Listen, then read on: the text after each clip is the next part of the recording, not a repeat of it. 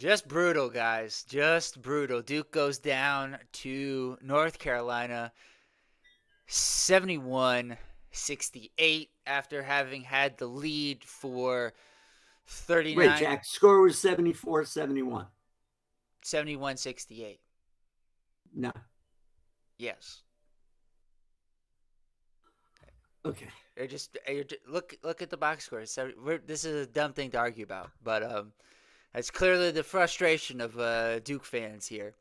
Um, Duke had the lead for 39 minutes and 59 seconds of this one, and unfortunately, just couldn't hold on down the stretch. Carolina, Dixon, Vasar, and then Trimble at the end there hitting some clutch three-pointers, so credit to them for that. Caleb Wilson had an awesome first half. That guy was hitting a ton of tough shots. And, for large stretches of this game, Duke was able to respond to a lot of different things. And we're going to, I'm sure, talk about all of the things that were going on in this one.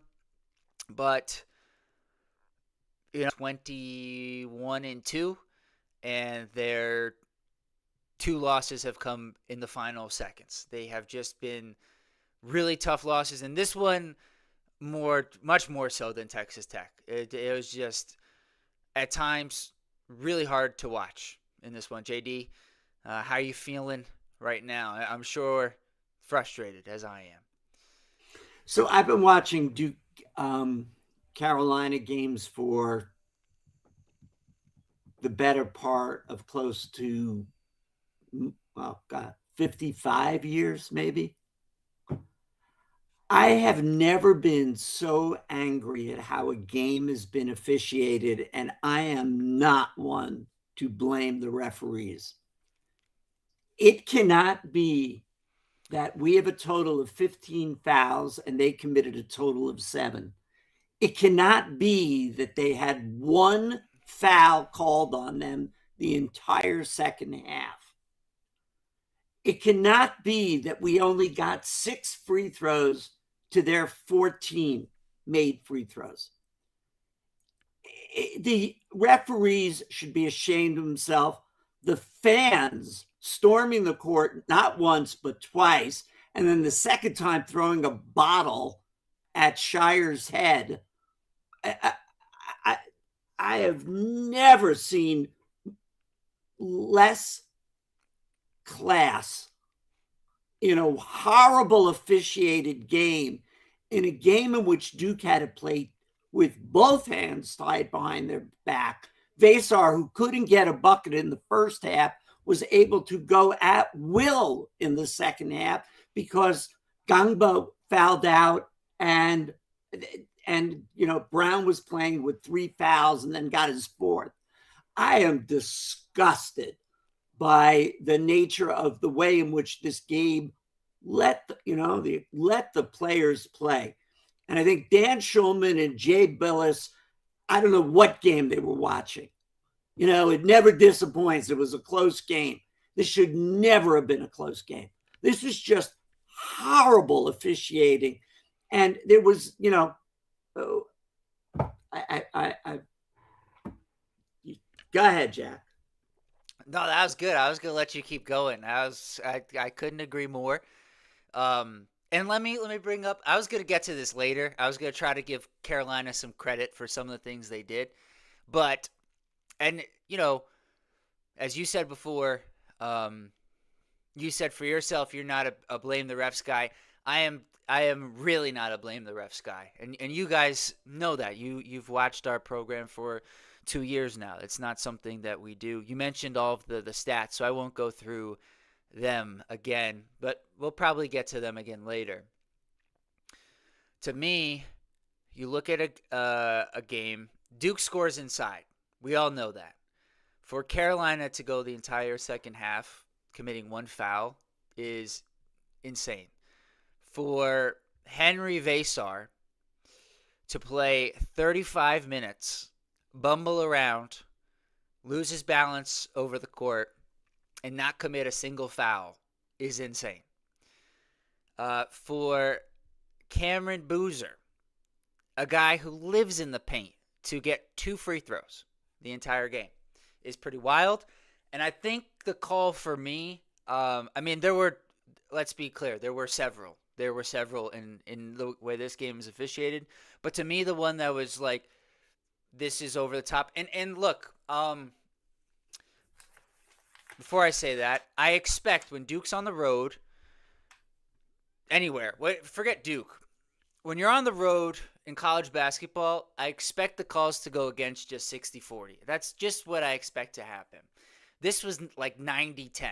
This was like 90-10. And the play, it was non-existent. the play that I think like encapsulated everything was Derek Dixon in transition, lowered his shoulder, bowled over Cam Boozer, who had stood there for 2 or 3 seconds in real time, and there was no call. Not a block, not a charge, no call. I honestly really couldn't believe what I was watching, and honestly, for me, it's really a shame because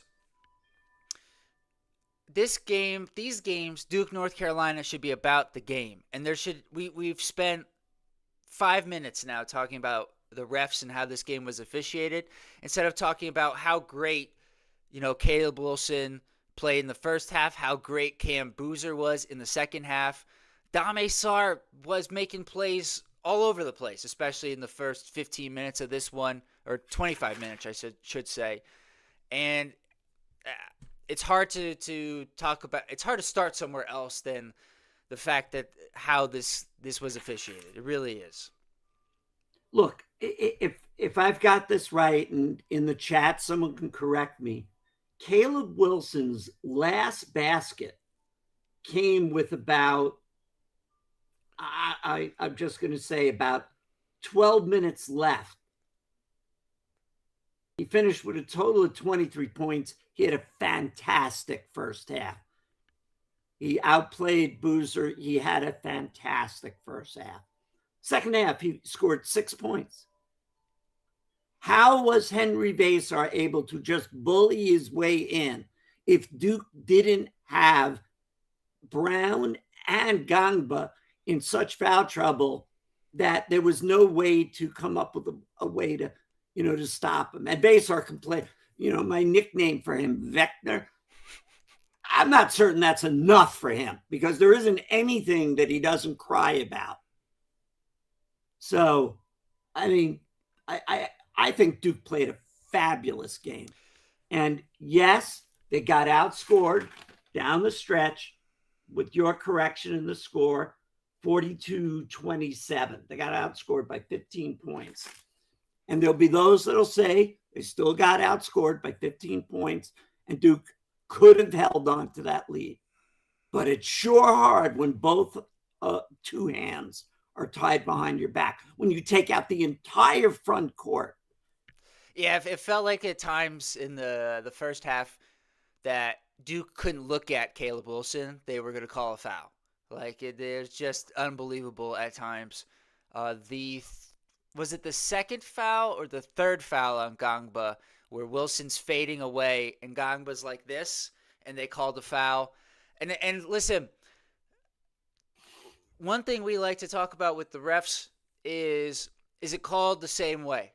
Is it called the same way on both sides? Are they calling ticky-tack fouls on Duke? Okay, call it on North Carolina. It wasn't called the same way on both sides. That's the biggest disappointment in this game. I want to try to spin to a positive direction here for just a moment here, JD, because you mentioned something which I completely agree with, which is I think Duke played really well in this game. With all the adversity they had to deal with, they fought back countless times throughout this game. North Carolina, they got up to 11-point lead. Caleb Wilson starts going on a run. He was awesome, especially in the first half. He was hitting a lot of tough shots. Jay Billis was like, he makes tough shots look easy. And I was like, no, they look tough, and he's making them. Like, he was hitting some tough shots. Not some, a lot of tough shots. Like, hat tip to him. Trimble was, aggressive early, getting to the rim and scoring. Credit to those two guys. But Sar, I mean, he was laughing, but he hits the first shot of the game. You're like, 3-pointer. And it's like, no, it's a 2. He's got his toe on the line. And he does it again. Then he hits the third attempt. He's playing good defense. He's getting rebounds. Like, Dame Sar had a great game. Evans hit some shots. Foster had good moments. Foster had, Foster-like moments. Cam Boozer got off to a really slow start. And then all of a sudden you look up near the end of the first half, he's got 9 points. Caden Boozer had some rough moments, but then he hit a clutch 3 at the end of the second half and had a really nice drive with a few minutes to go after Malik got a steal. And Malik, listen, his fouls, particularly his 2 fouls on Wilson, those, I'm not complaining about those. Those were legitimate fouls. We know Malik has, the ability to pick up fouls. But in particular, I guess I've come full circle. I can't help myself. The offensive foul, the first one on Cam Boozer on the screen where he gave a little nudge to the North Carolina guard. That's how that game was officiated. There's no way if that was Vesart, that's a foul. We know that. We just watched it happen. So it affects the whole way you play the game, both defensively, because you're afraid if you touch somebody, it's going to be a foul, and that enables North Carolina to play more freely. And then offensively, Cam, no matter how many times, even at the very end of the game, Jay Billis had to acknowledge, there was contact there, just didn't get the call. And I mean, how many times throughout the game did that happen and Cam didn't get the call? Like, I know Wilson, certainly the one in the first half, when he came over on the weak side, and Boozer was backing down Stevenson. It was a really nice, clean block. But there was a couple other times where he was in the post, he would pump fake, and Wilson would kind of jump into him, and he never got the call. He got no calls throughout this game. And it's just really frustrating, disappointing to just be talking about this because, again, I want this game to be about the players in the game. Let them play. And if they commit fouls, call them for it. But Gangba, 2 or 3 of his were absurd. And we, on this, how many times on this program have we called out Gangba for committing dumb fouls? Dumb fouls. Absolutely. We have called him out on that throughout this season. Tonight I can't even sit here and be like, come on, Pat, did he commit he committed 5 fouls? Were a couple of them real fouls? Absolutely.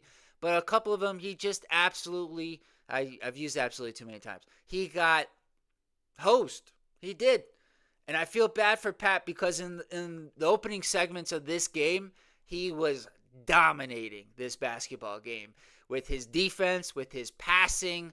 To your point, Vesar could do nothing against Patrick Gangba. He had 0 points in the first half. He didn't start scoring until Gangba left the game. So, I don't know. Let's pull up the stats because I'm sure we've got some people in the chat today. Unless you've got one final rant because you had a real good one there before. No, go ahead. All right. So, stats in this one. So, I think there's a few. Hold on.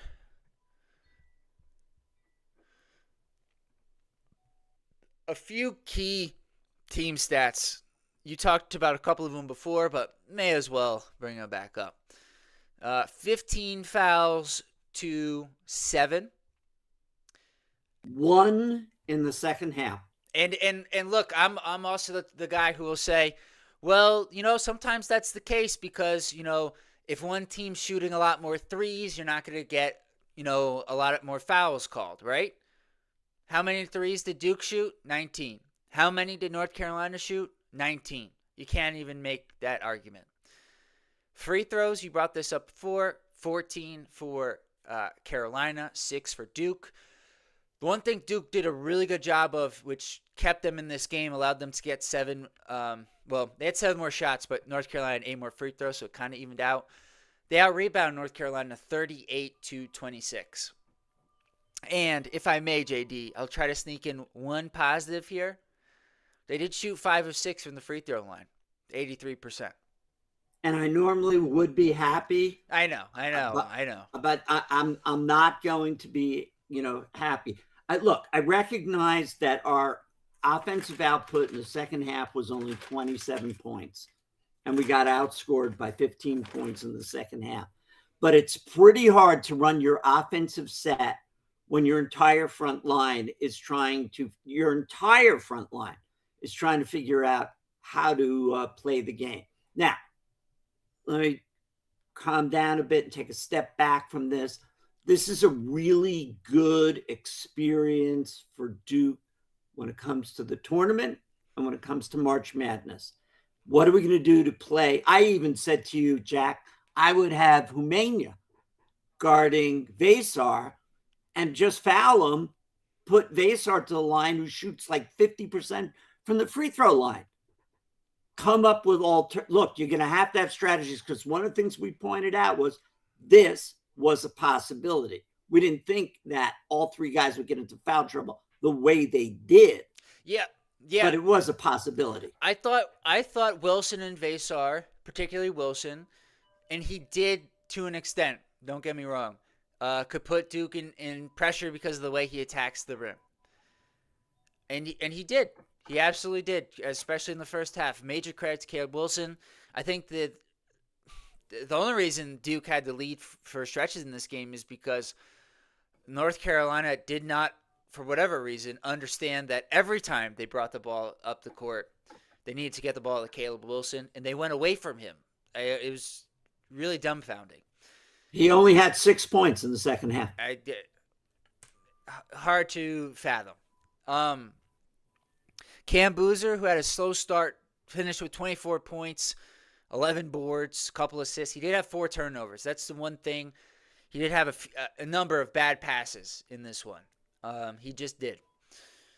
Gangba only played. Although Jack, that's true, and that's something we have pointed out about Cam. Yes. But turnovers were 8 by Yeah. Duke, 7 by Carolina. Game wasn't decided because of that. Good point. And assists, we had 12. They had 9. Blocks, they had 3. We only had 1 block. Yeah, I know why we only had 1 block. So I thought Gangba had one, but that's neither here nor there. He only ended up playing 16 minutes. Did Big Pat, but he was great when he was on the court. He was great. He was great. 4 points, 7 boards, 1 assist, but that doesn't even tell the whole story. He was just doing everything before he was taken out of this one. Dame Sarr played great as well. 13 points, 6 boards for Dame. Evans, not Evans' best game. And I think if he were able to hit he had some of his shots he forced, but he did get an open 3 from off of an out of bounds play from like that left wing area, and he didn't connect on that. He was 1 for 4 on threes. He did have a couple of steals and a block, so it's not like it affected his defense by any means. Foster had 9 points, 3 assists, couple turnovers for Caleb. Malik played 26 minutes in this one, couple of points, 5 boards, 1 assist for Malik. And Caden had 5 points, 2 boards, 2 assists, 2 timely buckets for Caden Boozer in this one. And Humania only played 4 minutes. I gotta say, I thought it was justified. When he played in the first half, he hurt the team. The 1 3 he took, which was forced, and I think Cam had a guard on him at the time, which led to a Carolina run out and 3 for them. It was a kind of a big momentum swing there. So I understand why Shire didn't go back to him, but I understand what you're saying, JD, in terms of he could have been an option. Hack of Asar, make him earn the points from the line. The guy's a horrible free throw shooter. Yeah. Just because of what this game was. Wilson, 23 points on 8 of 12 shooting, only 4 rebounds for him, a couple assists, 2 steals, and a block. Trimble was our next leading scorer with 16 points and 3 steals and a block, and then Vasar did all of his damage in the second half. 13 points, 11 rebounds.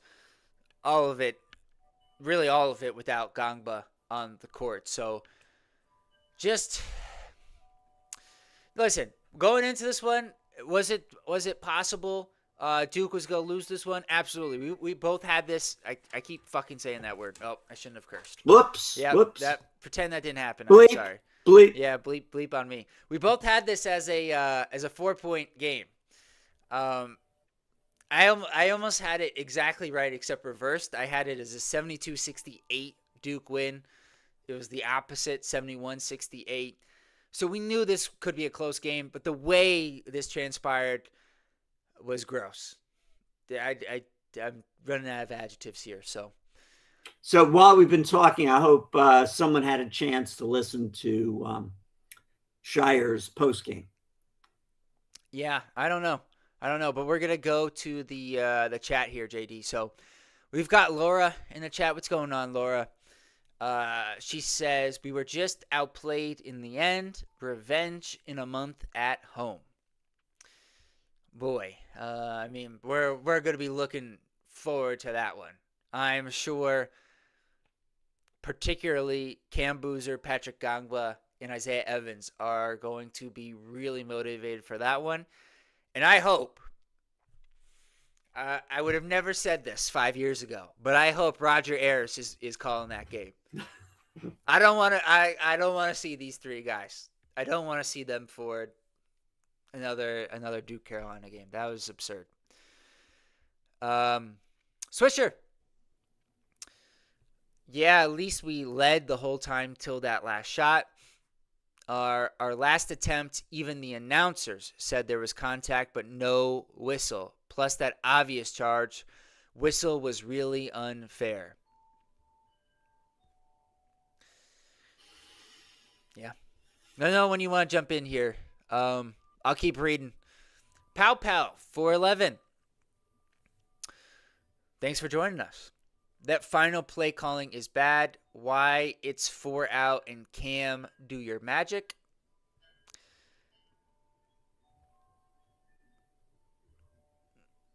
I don't know. I don't know if I'm really upset about that, to be honest.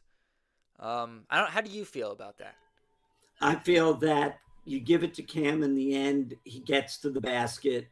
The percentage of his two is good as opposed to kicking it. And then if he can't get it off, then he kicks it out. And the question is, who's he kicking it out to? It's not really Evans' night. So who does he have a lot of confidence in? So, and at the end of the game, it was, even Jay Billis had to admit again, yeah, there's a lot of contact, but no call. So it's like, yeah, I understand what you're saying, Pow, but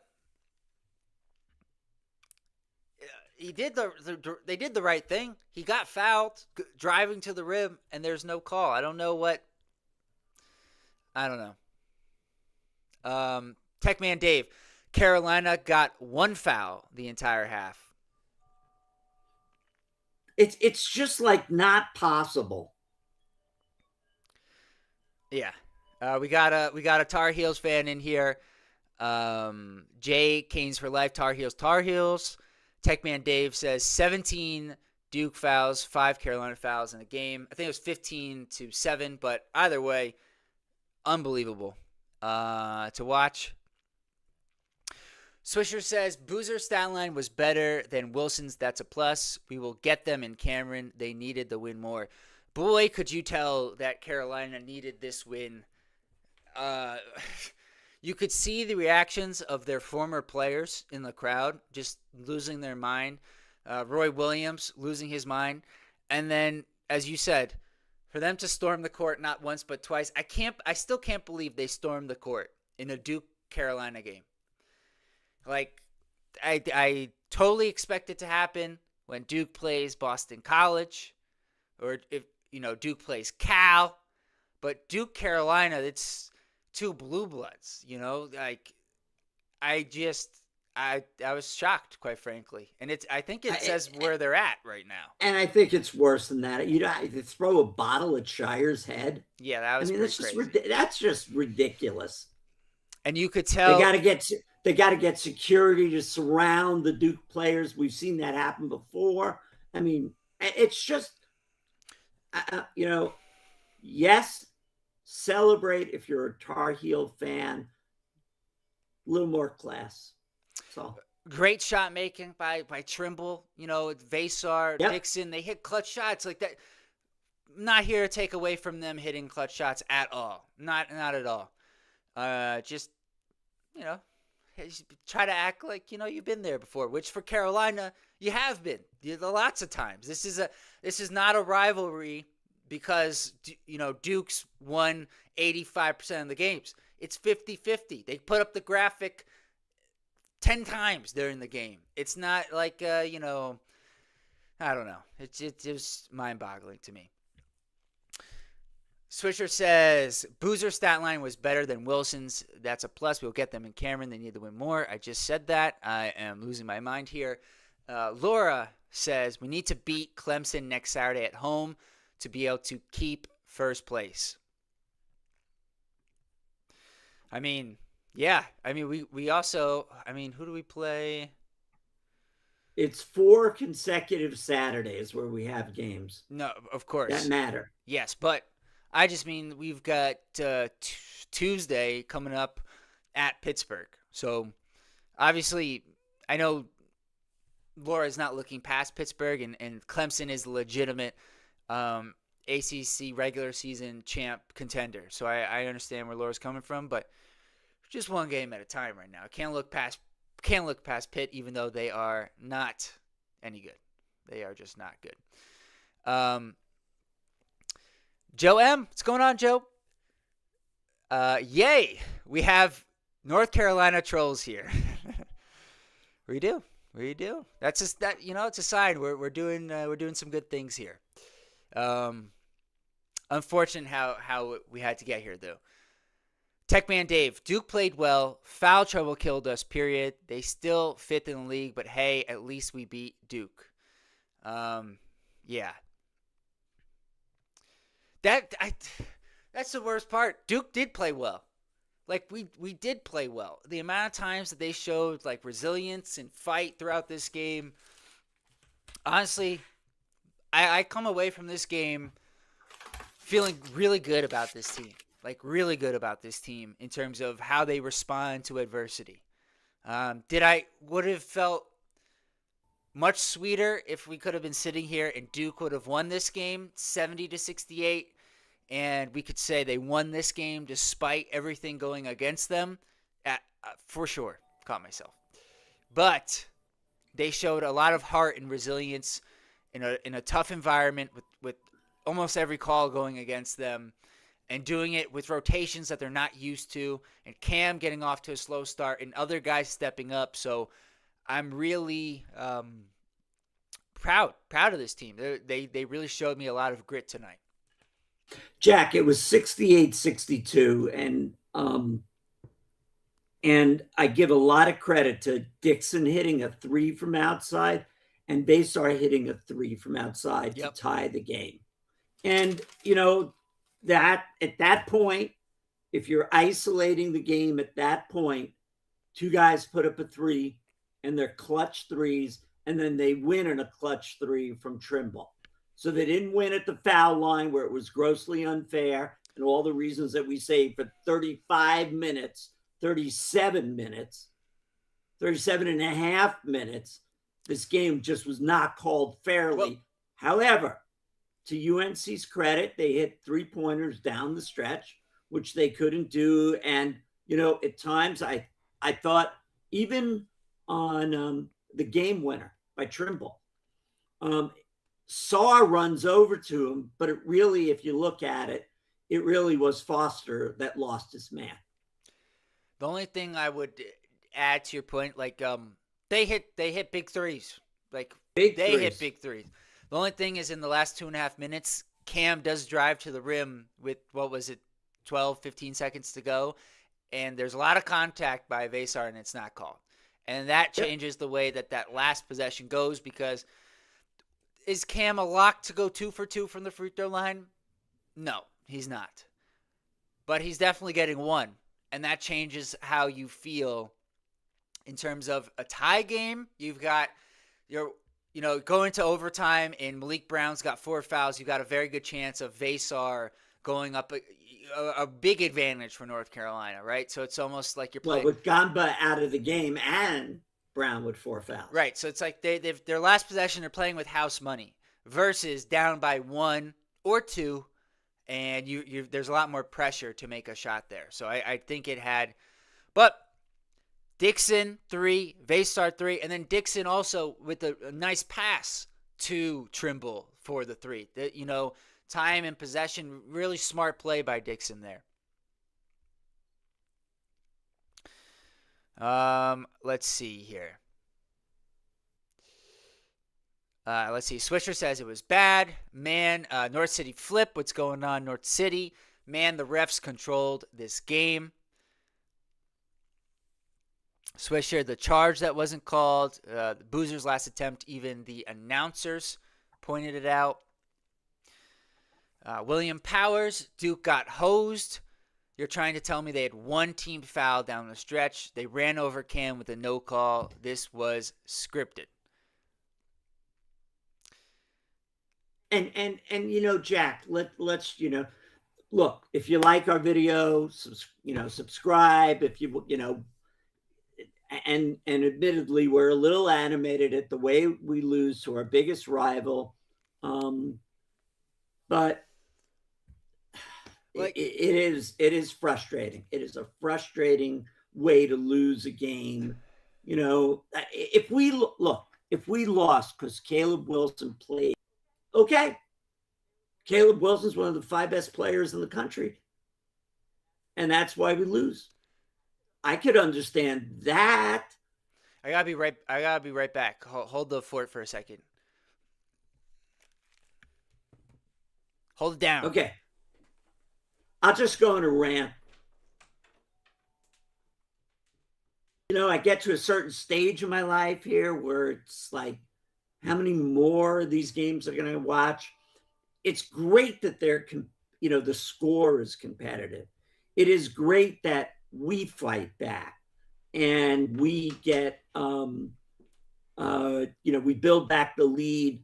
Couldn't believe that at halftime, given all the fouls, that we had a 12-point lead at halftime. That was great. Second half, pretty much in control. Although in the beginning of the second half, it took how long? By the first break, Pat commits his 4th foul, so he's sitting, and then he comes back in for like seconds, and then Pat commits his 5th foul. And it was like they both went up for the rebound. Nobody has the ball. Vasar falls over.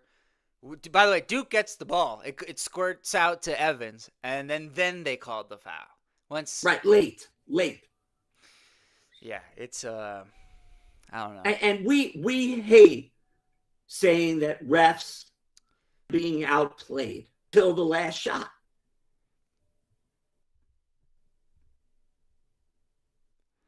Let's see. Oh man, we've got a lot. I may have missed some because I had to switch where we're getting the chat from. We're dropping frames here, so I apologize if I missed anybody. Swisher says that was petty. They were throwing bottles at the Duke players. Now, hold on. I lost. I'm trying to manage a couple things here. Okay. Now, you mentioned this before. We gotta call balls and strikes. So, a couple years ago, like you said, if Duke loses the game like outright, that's okay, right? And like a couple years ago, they beat us twice with Baycott and Harrison Ingram and Cormac Ryan, and they just outplayed us. They did. They just outplayed us. And I don't remember if it was that year or maybe it was that year, but some of the crazies were like either yelling at them or throwing stuff at them. They're kind of flexing in front of the crowd or whatever. And that's not acceptable. And so the same thing, happening here is not cool. Not cool at all. So Swisher says Duke is the better team by a mile. Duke's going to destroy this team in Cameron. North Carolina needed that win more. Duke won't drop out of the 1 seed line. Laura says it seemed like only Sar and Caleb were not nervous at the beginning of the game. I leave it to Laura to always find the sensible, thoughtful, helpful comment to play against certainly some of my crazy ranting. Yes. TGNC, what's going on? Man, he says, or she says, I don't know. How did we lose? We out rebounded them 38-26, but they shot a lot more free throws. Yeah. William Powers, what's going on? This game was stolen from Duke. I am so proud of our guys. If John Shire doesn't stand up for these kids, not going to lie, I'm going to be disappointed. I am really, to that point, I know you mentioned this before, JD. I am really, really curious as to what Shire's postgame is going to be like. Because we know John Shire really goes out of his way to be classy and respectful. But this was crazy. Did you see Shire and Hubert Davis shake hands? I didn't. I can't say I was paying attention. I was just like looking to see. Some of the players did shake hands with each other. There was a moment between Caleb and Boozer, but it was rough at that point. The atmosphere was just ridiculous. The police wanted to get the Duke players off the court. Yeah, and you could tell by Shire, like, he was doing the, trying to. Yep. And that was obviously because of what happened with Flip. He clearly had that, seared in his mind. So he was trying to protect his players and get them off. And I don't know. I'm surprised in some ways, but I'm really not surprised that wasn't a technical at the end, because I would say the refs didn't want to insert themselves into the game, but they did for 40 minutes, so that doesn't make any sense. They just didn't want to insert themselves on one side of this one, so it is mind-blowing. Let's see. AJ won. Well, we knew going into the game that fouls were going to play a big part. Yep. However, our 2 losses occurred by not being able to close out the game. Tipper hats to UNC for the comeback. Yeah, I mean, they listen. If they don't hit those 3 threes at the end of the game, they don't win, which is kind of crazy considering how much went their way for 40 minutes. But they did, and it's pretty wild. And unfortunate. I think we get outscored to his point. I think we get outscored 8-0, 9-0 or something. Yeah. William Powers says, if you pay attention to all the media coverage, you knew this was going to happen. Stolen game. AJ won. Home court for UNC has its advantages. Refs are affected as well by the crowd. We should see the grace on our court. If we don't have at least a +5 differential fouls, I'm going to be livid to try to even up for some of this, man.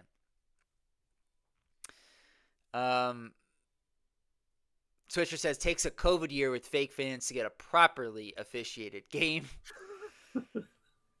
Let's see. Laura says, we will most likely be tied with Clemson if they don't blow their game, and then now we will be only 1 game ahead of Virginia and NC State, who we still have to play. Yeah, those games, NC State and all 3 of those games are going to be challenges for sure. I mean, fortunately, Virginia and Clemson are at home, especially, I mean, both of those games being at home is a big benefit because we know how hard it is to play at both those schools. And the NC State game, I don't know what they have on, the ACC scheduling, because every year it's the Monday after a Saturday game, and it's before the North Carolina game. It's like they have something on the scheduling committee to make it so, if that game's in February or something, it's a much easier game for Duke to get up for.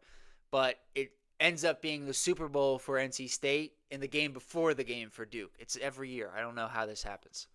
So I just want to say that earlier this year, we were saying we didn't play that well at home. Mm-hmm. And some of our players didn't just didn't show up at home.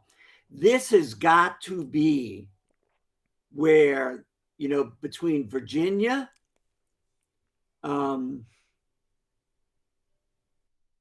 UNC, and Wake. No, who's the third home game? Sorry, say that again. Virginia, UNC, and Clemson. Clemson. Yeah. Okay, 3 tough games. And Duke has got to defend our house. Yeah. So leaving up the series with UNC, and then they may face them again on a neutral court in, the ACC tournament, of which I would like our chances rather than home job.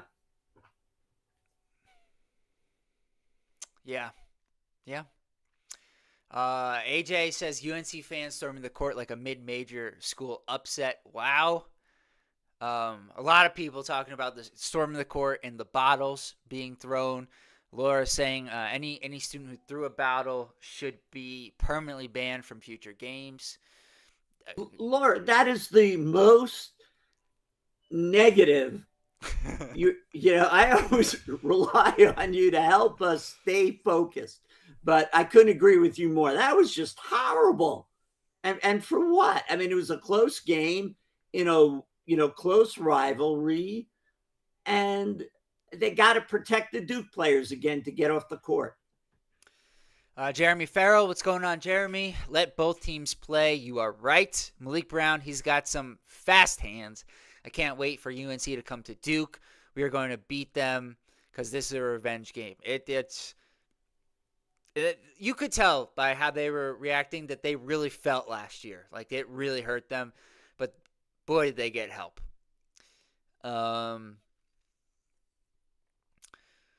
Lot of comments on the court storm. Paula says, "What a joke! No technical at the end for North Carolina."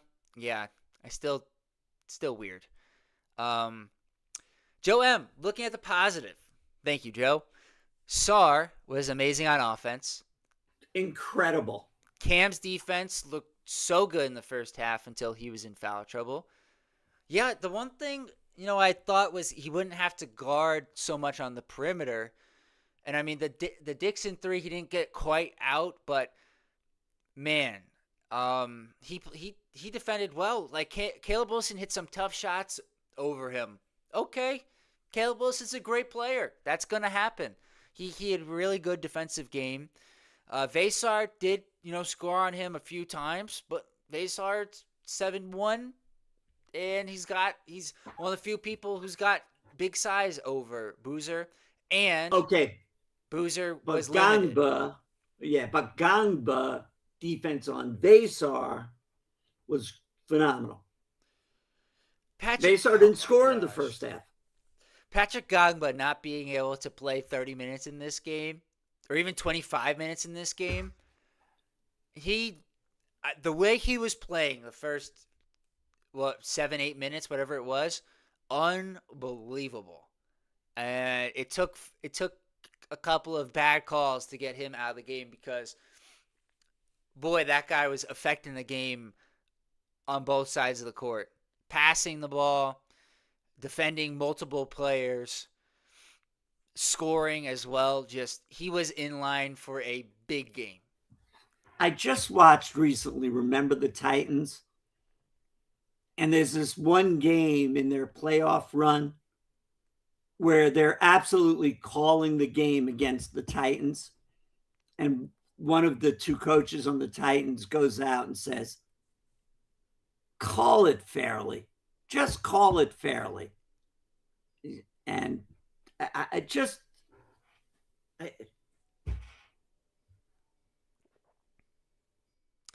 North City Flip says, I feel like JD tonight. I'm hot. Cam got fouled at the end. A lot of more comments about storming the court. Um, Vegas needing this one. Laura with a good fact, per usual. Last time North Carolina stormed the court against Duke was in 2014 when Duke was ranked number 5. Ah, man. Uh, I was thinking when I first read that was going to be the last time Duke won the championship, but I believe since that was 2014, that was the Jabari Parker year, which is a bad omen if I'm going to go with that because we we got bounced in the first round. So I'm going to pretend that thought didn't even populate in my mind there. The GOAT KG stop Evans. UNC wins. That was part of it. That was part of it. Swisher, I feel good about the rematch. Nobody is going to pick against Duke in that one. No. Um, yeah, a lot more. One foul on North Carolina, second half. Crazy work. Michael Joyner, what's going on, Michael? They left Trimble wide open for the shot. We will see in a month. We did. That Foster just doing a bit too much. And that's unfortunately a couple times. I mean, I know some of you guys disagree. The foul, at the end of the Texas Tech game with his chest on Christian Anderson, which they called with a couple seconds to go. I could understand that was, by the way, that game there was no problems with the refs. Let's be very clear. I understand why some people felt like it wasn't a foul, but he was probably doing a little too much there. So but it's coming out of a really good place. Like he just really wants to win, and just trusting his teammates a bit more, I think would have helped. Honestly, I was really surprised they didn't call a foul on Cam when he hedged out on Dixon, and there's a little bit of contact there based off how they called everything else on Duke throughout the game. Sam's 5652. Isaiah was awful, disappointing. He did not shoot well. He did not. And some of his shot more so than not shooting well, and we know this sometimes is a problem for Evans. I didn't think his shot selection was great tonight, which hurt Duke. It clearly wasn't 6 3-pointers against Auburn or the final 3-pointer against Florida. Yeah. One reference to last year, one reference to this year. Man, those 6 threes against Auburn, oh boy. You're losing my mind on those. That was incredible. It's going to happen. He's going to get going. But this has been a big adjustment for him. The Auburn game, he wasn't in the rotation, okay? Auburn was like, yeah, he's a 5-star recruit, but we're not game planning for him. Now, it's totally different. They're like, all right, we got to stop Cam, then we got to stop Evans. And then Gangba's third. Like, in the scouting reports, they're telling their guards and wings, you can't leave this guy open. And so it's been an adjustment for Evans this year. So it really wasn't much problem because it's like the mob saying we're taking this guy out. So the ref said, don't worry about Gangba. We got Gangba. You guys get Evans, we'll get Gangba. Not much we could do about Cam. We just won't give him any free throws. That's what we can do for you. But he's going to score his 20 and 10. There's not much we could do about that. Joe M. Nick was unplayable for that short period. I'm glad Shire pulled him. And they were on Slim. He was honestly doing well with what he could do. I think that's a fair assessment on Isaiah. And yeah, this was the worst. This was the worst we've seen Nick. And the Louisville game, really felt like he could have been building from there. He had some decent moments. As Michael Joyner pointed out, the Virginia Tech game, he played really good defense. Tonight was not his night. No, and maybe, though I'm surprised if this is the explanation, you have to be up for the Duke North Carolina game. you have to be ready for it. And Nick was just not. Yeah. Let's see. Um, Joe M. Foster made the right move on that last play by contesting the shot at the end. Whoever was on the perimeter should have been a better position there. Have to credit UNC for the play and shot, though. Yeah, got to credit UNC. I know I couldn't do it. Maybe tomorrow I can do it, but I couldn't rewatch it. I know you rewatched it and said that Foster had left Trimble. Is that right? Okay. That's the way I saw it. That Foster was really the one. He came into the middle, and so Saar ran out because there was nobody there. So I don't blame Saar. That's the way I saw it. Yeah. Michael Joyner, Duke should have won that game. Yeah. Joe M. There was one play where Vasar had his arms all over Pat's face. I can't believe Vasar. Hold on. Vector. Yeah, Vector, whatever you want to call him.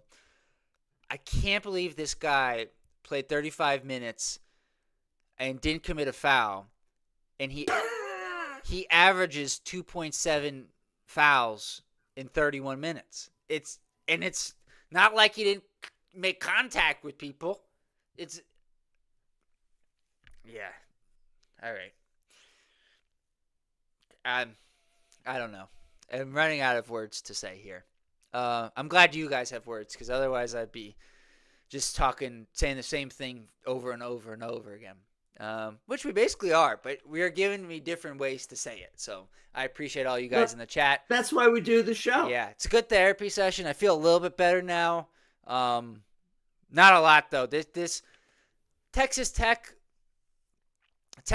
was frustrating because it felt like a combination of Texas Tech, Christian Anderson. There's some similarities. Christian Anderson played really well. Caleb Wilson played really well. But then after that, there's not any similarities at all.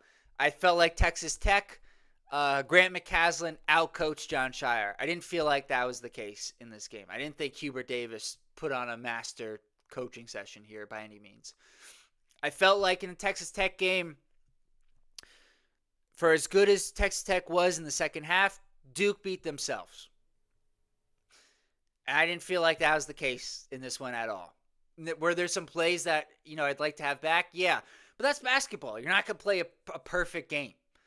And, man, it's just frustrating. For something we've suspected for a while about Hubert Davis's coaching ability. And for him to rely on Caleb Wilson shooting really tough shots and then three pointers means it wasn't like he was designing great plays. It wasn't like he had a really good game plan. When the opportunity presented itself on defense because of the fouls that were called on the Duke players, he took advantage of it, but not nearly as much as he should have. And, Hubert Davis is just, to me, an average coach. Great player, actually. Well, I can't speak to that before my time. But I do know John Shire. That guy could hoop, man. White Mike. He can scored, what was it? How many points in like a 2 minute? That's crazy. Look, but also I thought that he coached fine, except that, okay, you're going to coach, but you can't use your big men. Yeah. Let's see. Joe M. hated that Ryan game. They beat us. They played better. And yeah, it was the year with the crazies. Okay, thanks, Joe. Yeah, it was like Harrison Ingram, the first game, hit like 5 threes. And then the second game, it was Cormac Ryan, who unfortunately did that twice against Duke in different uniforms. The first time was with Notre Dame, the second time with North Carolina. And if we were doing a show then, we would have said they beat us. They just beat us. There's nothing else to it. But it's just not the case tonight, unfortunately. Joe M, another positive. Both losses were by one possession. It it's going to be really difficult. Think about all the things that had to go right for the other teams and Duke's losses.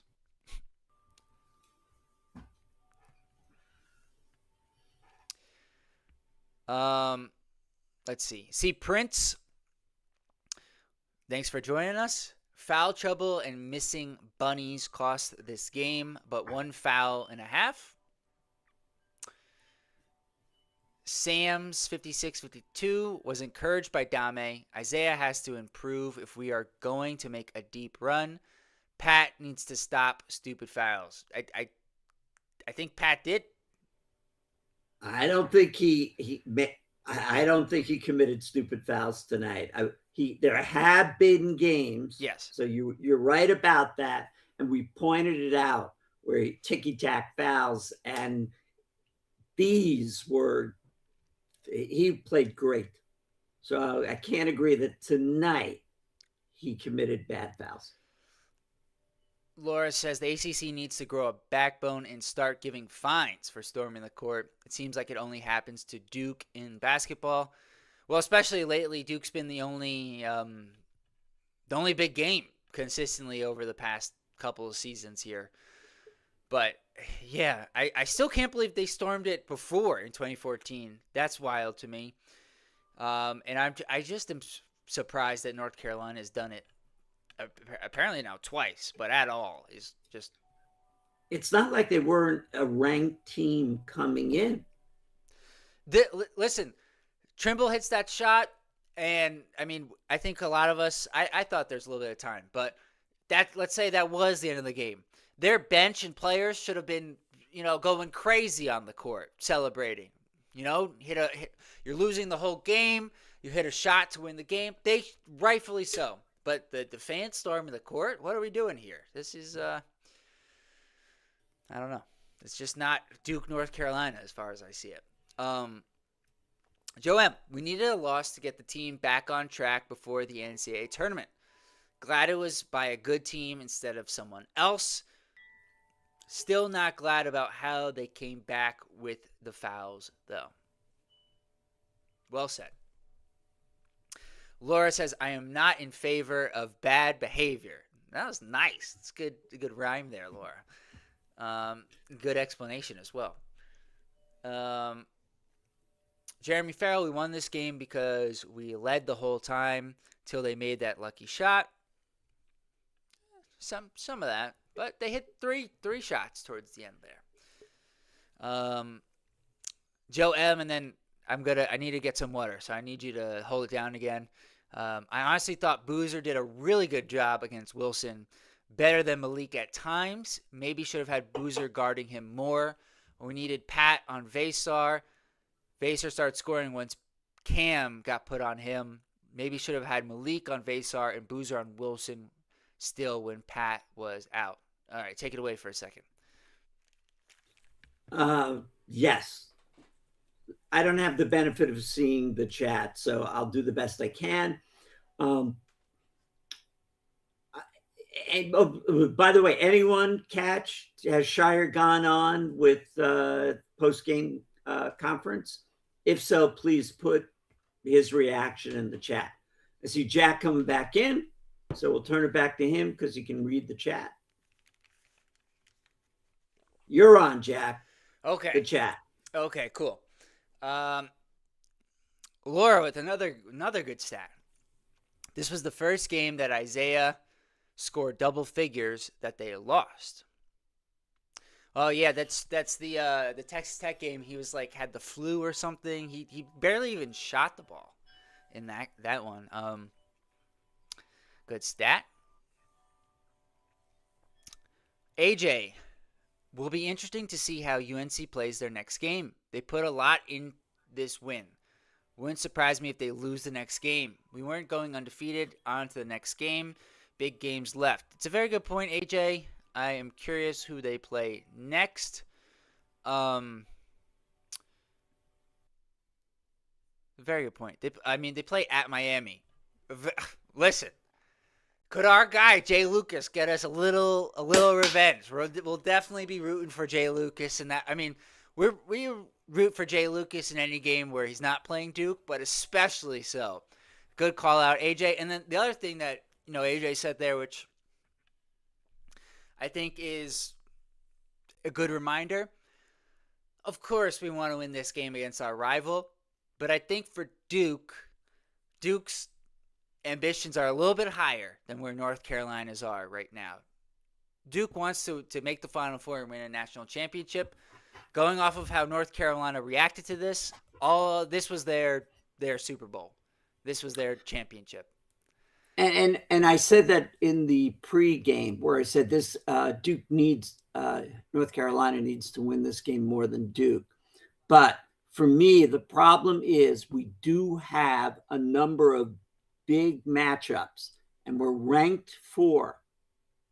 And each one of these, nibbles away at a number 1 seed. Yeah, yeah. RW Forsh, um, how do I want to say this?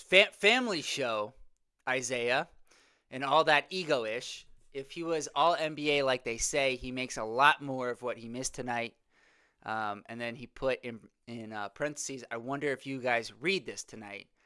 We read it all, RW Force. We read it all. As long as it's directed to us, if it's, an inter-chat thing, we won't read it, but we read it all. We're not ducking any smoke, as they say here. So Not selective. So what was the point? I didn't get it. basically, he's saying that Evans plays with ego, and if he was really that good, he would have made more shots. Don't know. Reasonable observation, maybe. Don't know. Just simply don't know. We'll have to let it. We have a couple of really tough matchups coming up, especially have the game against Michigan. Let's see what happens. We've got some wild ones upcoming. Brace yourself here. AJ, conflicted with Slim. Not sure if he doesn't need to stay. Yeah, he's like fringe. He's very much fringe in mock drafts. Like, I see some late first, some early second. If you're in that range, does it really make sense to go? You're probably gonna make more money in college. He's borderline for sure. Always pleading, fire Shire. Bunch of exclamation points. That's absurd. That's of all the takes tonight. That's by far and away the worst by a country mile. By a country mile. You need to be evaluated for that take. That may be the harshest statement you've ever said about a comment, because there's no way. I mean, I'd like to know what Shire was supposed to do here. I think he did I think he did a really good thing. I had this crazy idea, Here, the one hack a Vecna. Yeah, true. The one thing he could have done, which he doesn't do, it's not in his personality, and he also can't do it because of how he's dressed. He didn't throw his jacket like vintage Coach K and really start screaming at refs. And I think this was a game where he should have got a technical. He should have just. There was a moment he ran where Cam got one of several times. There was contact but not a foul. And he did run onto the court in the corner. I did notice that. But this would have been a game where it would have been justified. I guess Coach K's not coaching anymore. So for a current example, he could have gone full Danny Hurley in this one and got himself a technical and would have been justified. It would have been.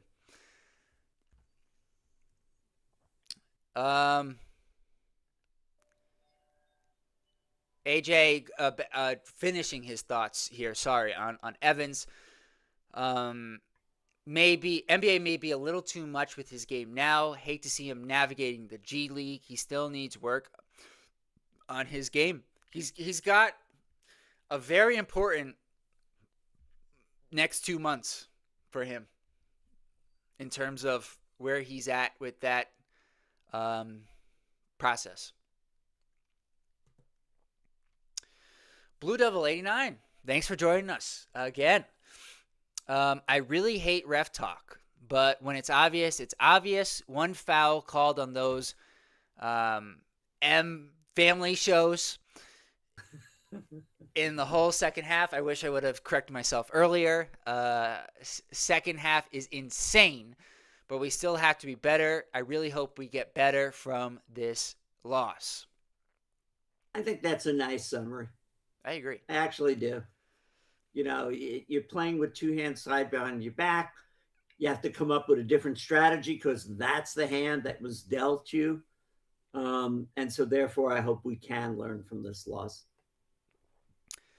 Um, and to your point, Blue Devil, I hate ref talk too. I hate it. I hate when Duke beats a team and the other fans are like, "Oh, it was just the refs." I hate it. But as you said, when it's this obvious, how do you not talk about it?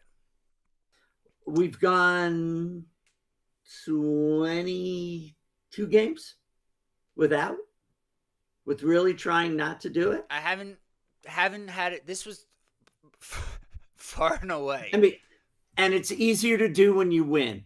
So Yeah. that's why the Texas Tech game really matters. That, you know, as you pointed out, Jack, yes, a questionable foul at the end of the game, but that is not why we lost. No, not at all. And listen, throughout a basketball game, there should be a couple of calls where you say, I disagree with that. But there should be a couple on the other end where it's like, okay, for example, let me try to give one of those from this game. Vesar goes up for a rebound. He may have been shoved a little bit by Boozer. Sar hits him on the wrist, but it's off of Vesar's hand. So we challenge it. It's our ball. That's unfair in North Carolina. It probably should have been a foul, but the way that the challenge system works, it's not going to be called a foul at that point.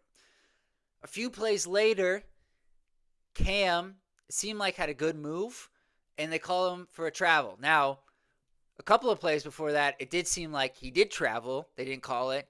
And then Malik traveled, and they didn't call it. And we got away with it. But it was specifically the fouls in this game, or the lack of fouls, is where it lost the plot. Jack, how many times did the announcers say the refs are doing a little bit of evening up the foul calling? Did they say that? Not tonight. Right. Wasn't even close. Okay. But I'm saying in many games, they go, look, we don't want the game to be decided by foul calling, so we are going to look at it. And sometimes we see where all of a sudden there are 2 fouls and now they're at 5 because the other team's at 6. One foul call in the second half. They must have been playing the most incredible defense that I have ever seen in the history of college basketball. I'm glad you said that. It reminded me, I saw on Twitter our guy, shout out Andre Dawkins. You remember Andre? Sure. Okay, I just, I gotta ask.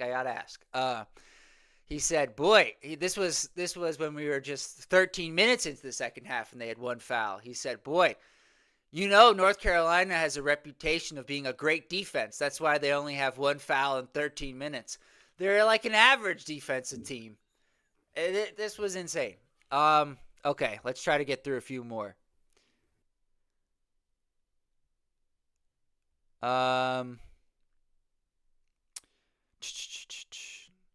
Finding Stan, go Duke, turnovers, missed layups, respect to North Carolina. Only 8 turnovers, really. There were a couple, but as you said, like seemingly an hour ago, it's not what cost us the game. No, it was 8-7. GMAD, what's going on, GMAD? I still thought we were going to win up until those 2 no calls when we had a 6-point lead. The reffing is what broke the game, combined with us missing a few shots we normally make. One foul on UNC in the entire second half was ridiculous, though UNC did hit those last couple of shots to finish the comeback. I think you did a good job, GMAD, of stating the things Duke could have done better, giving North Carolina credit, and then also stating the obvious. It's what happened. 241. It's a 6-point lead. So did I feel like, yeah, we just got to play some tough D, and they hit 3 3-pointers? Gary Richardson. These guys sound stupid. A guy win, but he can't coach. We going for the sweep, you overrated brats. I mean, at least we have grammar. That would help you, Gary. But yeah, listen, North Carolina, it's gonna be a win. They did win the game. We can't change that. If you can't admit, Gary, that you got a little bit of help, I can't help you. I can't. And a little bit is being very generous. We've been going on for a bit now. North City Flip. The best thing about this is that Hubert Davis will keep his job. Hold on. And I did say that. Hold on. Hashtag extend Hubert Davis. Go ahead. No. What do you mean now? He gets to keep his job for this year. No, extend Hubert Davis. No. Because they're going to lose. Hold on. Okay, They're going to lose. They're going to lose to Duke at Duke, and everyone's going to feel pretty good about that. And then it's a question of how far he goes in the tournament. If he doesn't take him far in the tournament, then it's time for Hubert Davis to go. North Carolina has the ability to recruit as well as any school in the country. And we have seen 3 horrible years with Hubert Davis. He did get that championship like right away, I think, his first year. And so everyone was really high on him. But no. Yeah. By the way, and I remember, what does Hubert Davis have on the refs? Because that reminds me, in the first time they beat us that year on Coach K with his final game, they beat us. They just beat us. But it's been a little while, so I don't remember the exact plays. And maybe I'm wrong. But in the Final Four game, the way I remember it, I felt like Mark Williams got a couple of brutal calls against him that enabled Baycott to go up against Theo John, which good backup center, but we know Marky Mark. He was really good, and it wasn't the same. Laura says the University of Portland was fined $5,000 by the West Coast Conference after fans stormed the court following their upset victory over Gonzaga on Wednesday. By the way, I think Portland should storm the court. And accept the fine. Yeah. Laura's completely right that they should be fined for the behavior. And if the fans are going to do it in that kind of an upset, I get it. But then they're going to get fined, and they should know that they're going to get fined. And the fact that, wait, I'm just going to keep going on my Hubert Davis rant. So they have to clear the court in order to finish the game. Did we see Hubert Davis get a microphone and say, please, everyone, get off the court. We need to finish this game. We appreciate all of you. We know how excited you are that, looks like, a good game. He didn't do anything. He was basking in his glory that he finally beat Duke after a couple of 100 days. Hey, the only thing I can relate this to is, so obviously you guys know that we're aligned with Duke, but in baseball, we are on opposite ends of a rivalry just like this one. I'm a Red Sox fan. JD's a Yankees fan. And every year that goes by and the Yankees keep Aaron Boone as the manager, I say, yes, keep that guy. He does a great job. I love watching Aaron Boone in the dugout. So, yeah, let's keep Hubert Davis around. And just finishing on Portland, because I went off the tracks there for a second. Portland they won that game against Gonzaga, which was Gonzaga's second loss of the season. Portland was, I think, 10-14 heading into that game.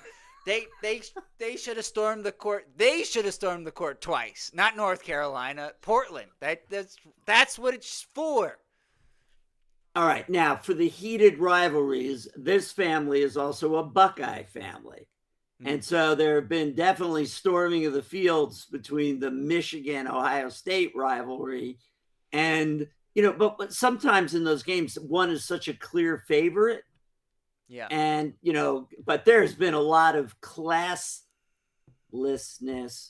by both teams in that Buckeye Michigan rivalry. I get why fans do this, but when Shire has to call the team together, when in order to make and surround them by Hold on. state police, in order to get them off the court safely, and when Flip gets hurt, there is something very wrong with your coaches, with your athletic director, that you can't control your fan base. The only reason I was trying to make you hold on there is our next few comments are about what happened there and his post game. So, Ah, great insights, guys. We appreciate everybody dropping this in here, especially Blue Devil 89, who says Shire said he had staff members that got punched in the face during the presser. It's personal now. Shire's family also had to protect themselves from being assaulted. Shaking my head. I gotta watch it myself, but that is terrible. Um, there's no room for that. No need for that. And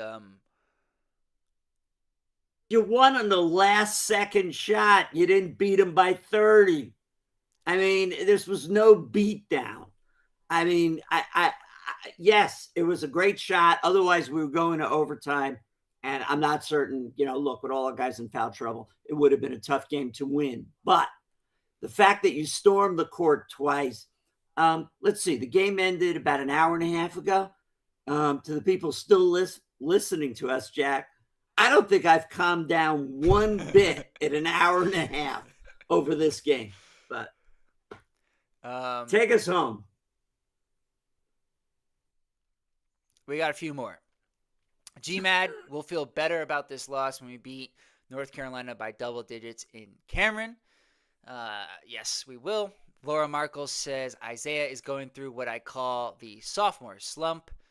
And North City Flip says plenty of NBA players play with the ego and have a bad game, bad take. RW Forsh, who had that original take before. Excellent translation. Respect to you guys. Clearly not ducking the smoke. Respect to you, RW Force, for sticking around, making your comment, and then listening to what we had to say. A lot of respect for you. And I know you've been on a number of our post-game shows, so I hope you continue to come on. I understand. Listen, we're all frustrated after the way that game went, so I get it. Joe M., I saw that moment when Shire ran over, thought it was going to change after that. I did too, and it did not. It just did not. Corey Miller, Carolina better be ranked number 1 in defense after that. Straight. I don't have a good family show works for F word, but I don't have a good one for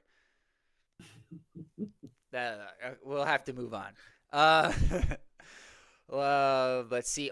Laura says only a rude fan goes to name calling. Yeah, it's a lack of substance, basically.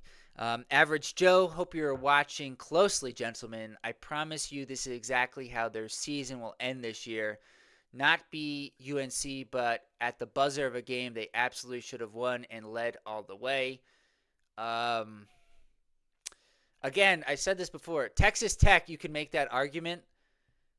This game, the fact that they're winning most of the game actually says a lot more about North Carolina than it does about Duke in a lot of ways. The thing it says about Duke is actually much more of a positive, and that they were able to be resilient despite everything going against them. Which to me, as a Duke fan of this team, my head's held up high based off of how they responded to everything that was going on in this game. Look, if you're a UNC fan and you're down by double digits multiple times and you keep coming back, you're going to feel good about your team. It's just the way in which the opportunities were created by taking our whole front line out of the game. I hope any UNC fan recognizes that. Now, as to whether or not this is how we go down in March Madness, um, we've said that there's a couple of ways that give us concern. Is it a night that we're, unconscious from the free throw line, though we've been getting better? And tonight we were 5 for 6 from the free throw line. So I wish we would have gotten there more. Um, and we know that's a possibility. We know it's not going to be our defense. Getting torched on 3 long 3 pointers. I guess it could happen that way. Look, it's a 6 game winning streak. There's lots of opportunities for, a team. Only one team gets to win all 6 games. And so we know it's a chance. Couple of UNC fans to round out the program here. Park Bums, Caleb Wilson is Cameron Boozer's father. I mean, maybe if you just watched the first 10, 15 minutes, but if you watch the whole game, it actually ended up pretty even. Pretty even between the two of them. Turds Rule. You guys have some strange names. Uh, man, Duke is a bunch of spoiled brats. Great game, North Carolina. Um, good for North Carolina to get the win. Keeps the rivalry. Keeps the rivalry, intact. And yeah, Park. They finished with about the same amount of points. Boozer out rebounded him. Wilson had more of an impact with steals and blocks, but Wilson didn't do much in the second half. It was mostly Vasar and Trimble, and Boozer got going. So, and Joe M. Boozer had more points than Wilson. He did it. Listen, well, Caleb Wilson was great. Don't get me wrong, but Boozer got going as well. And I guess we'll close with Michael Joyner with I think, appropriate way to end, or almost end. Carolina fans classless. And Joe M, to round us up here, the fan base is down bad, thirsty for a win. And with that, we appreciate everybody joining us for our, lack of a better term, therapy session here after this Duke one. Just a tough way to lose to a rival. And we will be back. We're going to take tomorrow off. We'll be back Monday for the preview for Pittsburgh. And we're going to turn the page for the rest of this season. And this Duke team is still incredible. They've now lost 2 games by a combined 4 points this season. And are, what are we now? 21-2? 21-2, right? 21-2, 10-1 in the ACC. Feeling really good about this team moving forward, and we will see you guys on Monday. Have a great evening, rest of your weekend as best you can. Until then, guys, peace.